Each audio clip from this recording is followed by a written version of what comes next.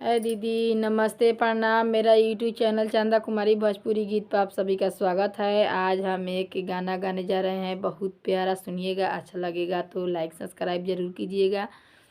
मेरा फुल वीडियो देखिएगा। गाना मेरा आप लोग का अच्छा लगेगा तो कमेंट बॉक्स में ज़रूर बताइएगा हमारा गाना कैसा लगा।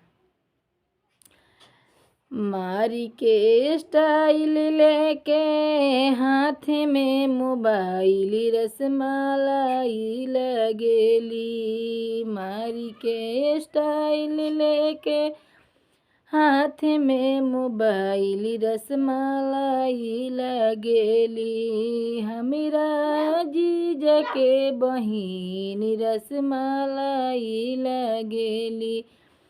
हमरा जीजा के बहिन रसमलाई लगेली। मारी के स्टाइल लेके हाथ में मोबाइल रसमलाई लगेली। मारी के स्टाइल लेके हाथ में मोबाइल रसमलाई लगेली। हमरा जीजा के बहिन रसमलाई लगेली।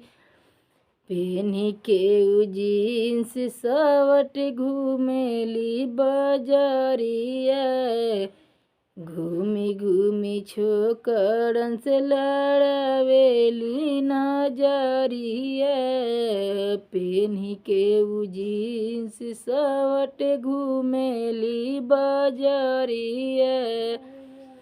घूमी घूमी छोकरन से लड़ावेली नजरिया। उनका यही अदा पर मार भइल बा।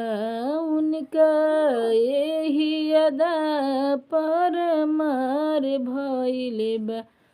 हमरा जीजा जी के बहिन रसमलाई लगेली। हमरा जीजा जी के बहिन रसमलाई लगेली।